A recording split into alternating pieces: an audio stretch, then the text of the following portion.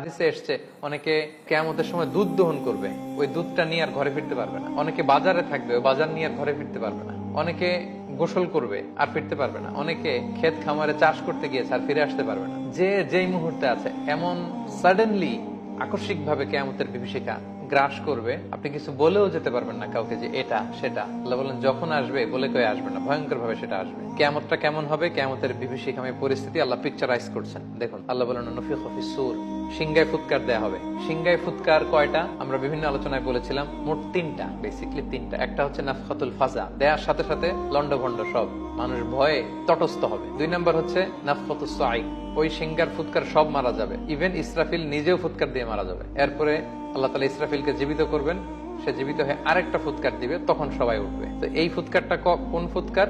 3 number ফুৎকার, the last whistle of the trumpet. যখন সিংহে ফুৎকার দেওয়া হবে, ফাইদা হুম মিনাল আজদাসি ইলা রাব্বিহিম ইয়ানসিলুন। ফুৎকারটা কিভাবে দিবে? হাদিসে এসেছে আল্লাহ তাআলা এই ইসরাফিল ফেরেশতাকে শুধু তৈরি করেছেন একটা বাঁশিতে ফু দেওয়ার জন্য, আর কোনো কাজ নেই। This is the only job specification of Angel Israfil আলাইহিস সালাম। ওনার কাজে একটাই, বিশাল আকৃতির এই ফেরেশতা, তাকে সৃষ্টি করার পর থেকে তার 2 ঠোঁটের মাঝখানে এই বিউগল বা ট্রাম্পিটটাকে, হুইসেলের বাঁশিটাকে রেখে তিনি আরশের দিকে তাকিয়ে আছেন, যাতে আল্লাহ তাআলার আদেশ আসার পরে এক মুহূর্ত চোখের পলকও যাতে দেরি না হয়। কখন আল্লাহ বলবেন সাথে সাথে হুইসেল দিবেন। আল্লাহু আকবার। হুইসেল দেওয়ার পরে 3 নাম্বার হুইসেলের কথা এখানে উদ্দেশ্য। দেওয়ার পরে কি হবে?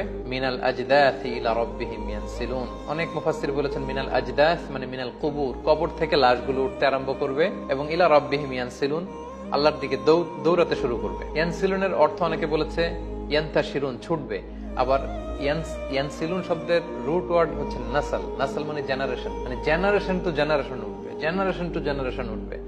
লক্ষ লক্ষ বছর আগের মানুষ উঠবে। কিয়ামতের আগে, সপ্তাহখানিক আগে যে মারা গেছে, যার বডিটা হয়তো এখনো পচে নাই, সেও উঠবে। আবার লক্ষ লক্ষ বছর আগে সেই যে আদম আলাইহিস সালামের ছেলে হাবিলকে হত্যা করেছিল কাবিল, হাবিল হচ্ছে পৃথিবীর প্রথম নিহত মানব, তার কবরের জিন্দেগিটা বড্ড লম্বা, তিনিও উঠবেন। জেনারেশন টু জেনারেশন সব উঠতে আরম্ভ করবে। আজদাস অনেকে বলেছেন কবর, আসলে আজদাস আরো ব্যাপক, কবর ছাড়া অন্যান্য জায়গা থেকে উঠবে। কারণ পৃথিবীর অনেক জায়গায় বন্যা হয়েছে, অনেক জায়গায় সভ্যতা চেঞ্জ হয়েছে।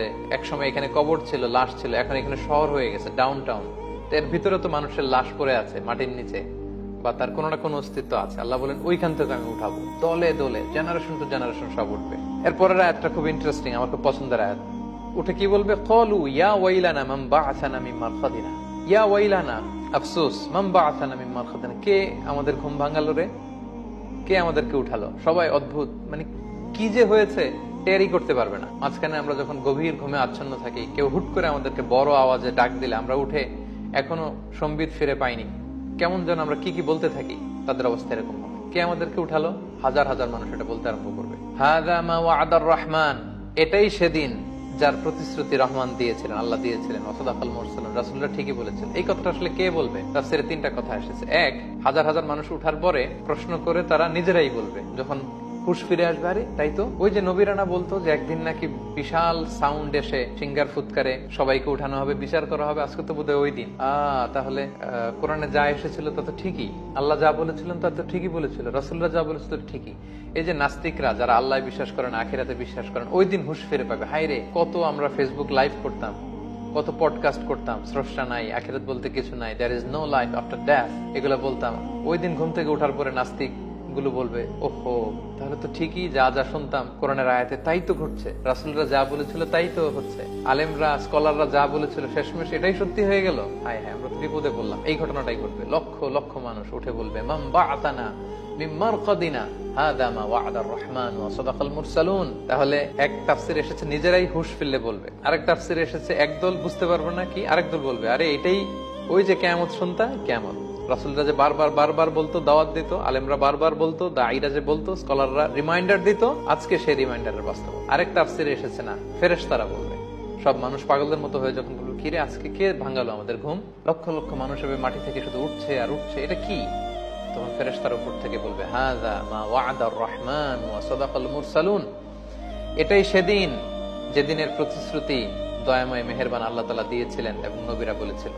ইন কানাত ইল্লা সাইহাতান ওয়াহিদা, এক বিকট চিৎকার, বিকট আওয়াজ সেদিন হবে। ফাইদাহুম জামিউল লাদাইনা মুহদারুন, আল্লাহ বলেন সব মানুষ সেদিন আমার সামনে দাঁড়াবা, আমার বিচার সেদিন শুরু হবে, আমার সুপ্রিম কোর্টের কাঠগড়ায় তোমরা দাঁড়াবে।